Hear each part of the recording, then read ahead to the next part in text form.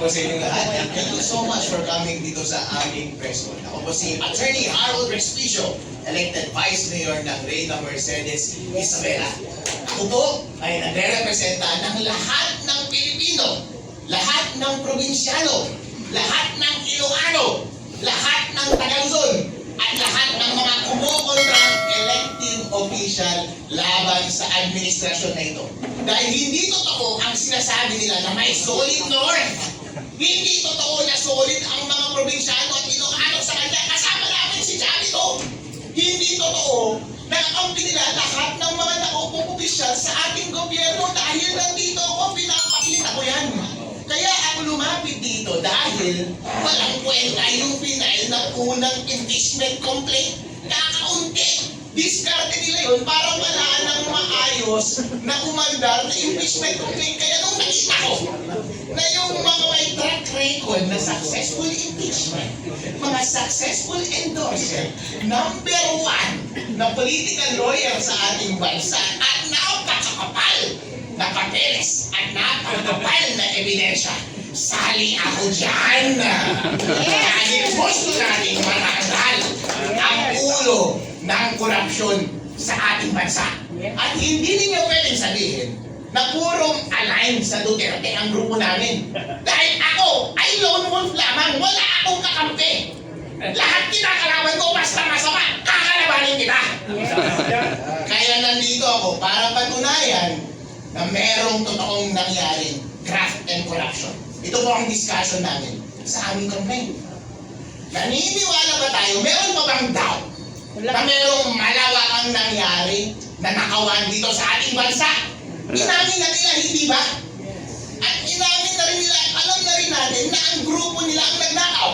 Si Sandy, si Romualdez, at si BBM. Ang problema na lang ngayon ay nagtuturuan sila! Ngayon, kung nasa korte tayo ngayon, ang question na lang ay yung credibility. Ang credibility ba ni Sandy versus yung credibility ni BBM? Ngayon, ano ang credibility ni Sandy? Pinento niya na lahat yung modus. Yung program appropriations, yun ang paraan. Ang pagnanakaw sa budget ng PhilHealth. Nagkasakit si Congressman Jean Paras. Hindi na siya nakakakuha ng benefits sa PhilHealth. Yung aking bangko kapag nabankrupt, wala na akong makukuhan pera dahil kinuha na nila yung pera sa PDIC. Yun. Kwento na ni Sandy lahat ng kanilang paraan specific. Nagde-deliver ng mali-maleta sa Malacanang, sa Falls Park, 2 billion. Ayun o, ang daming pera. Bilyong-bilyong salapi ang dinideliver amongst them. Yun yung isang side ng credibility. Ngayon, tignan natin yung isang side ng credibility. Anong sagot? AI.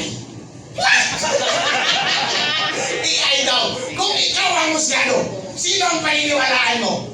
Yung kasama sa conspiracy na tinuturo nila ang bawat isa o yung nagpapalusot na mastermind?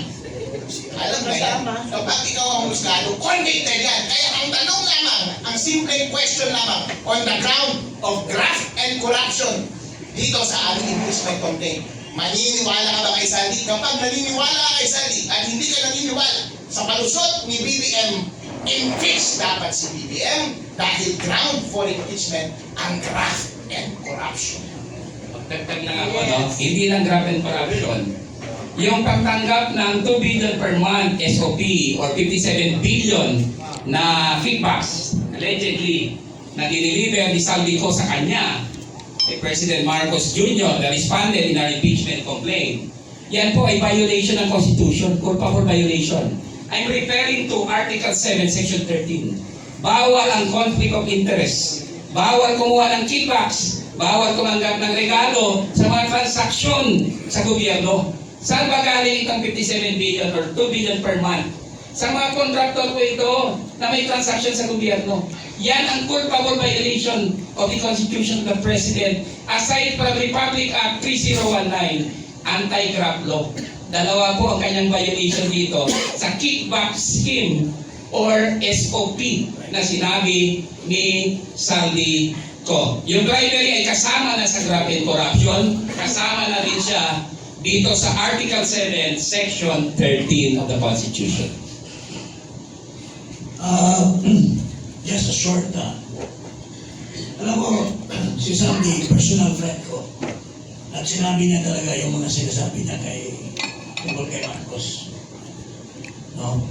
In fact, he told me na baka tanggalin na siya sa Appropriations Committee dahil hindi siya nakadeliver sa amount na napakalaki na hinihingi nila Marcos Jr. at pamilya niya. So, in other words, mga kababayan, saldi ko, sinasabi nila, hindi, hearsay lang yan kasi wala naman siyang under oath doon sa ganyan. Ano? Hindi po totoo yan, may jurisprudence na po tayo na yung galing sa Facebook is admissible in evidence. Pangalawa, kasama siya sa isang conspiracy. The conspiracy to commit crimes of plunder.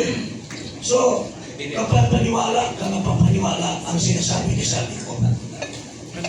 So, yun po, kaya dito sa complaint namin, Ebidensya sa daw. amin yung mga ebidensya against Marcos sa mga diniliver na pera. Pero hanggang ngayon, ang Senate Blue Ribbon Committee, kaya ka po nag-file kami ng impeachment. Dahil ang tingin namin si Lacson, masyadong pabor sa kanila. Hindi niya pinatawag si Bersamin. Hindi niya pinatawag si Amina. Tingnan mo si Amina, katuwang pa ni Mike, defensor sa kasa. Dapat yun isasalang yun.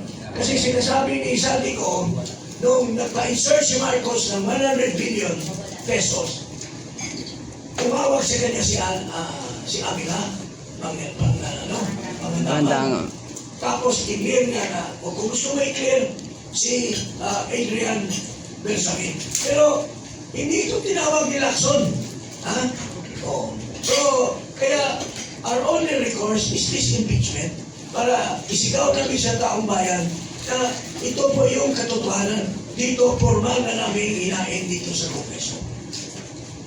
I'd like to formally announce also, kasi dito po, no, nandito na sa articles namin, pero Saldi ko mention 25 billion pesos na siya ang nagdala.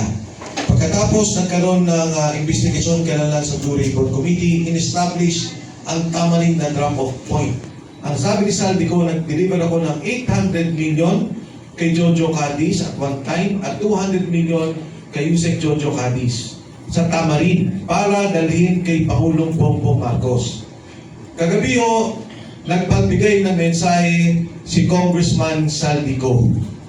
Ang sabi ni Congressman Saldico, kung papayagan ako doon sa i-file ninyong impeachment to become a state witness, kahit nasa Zoom, kasi ginagawa naman po natin yan under suspended rules, ay tatayo siya na witness dito sa grupo na nag-file ng impeachment case.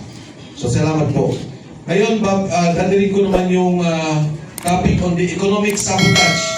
So, yung graft and corruption, tapos na po tayo. Economic sabotage doon po sa sugar and energy to be discussed by Congressman Jing Paras.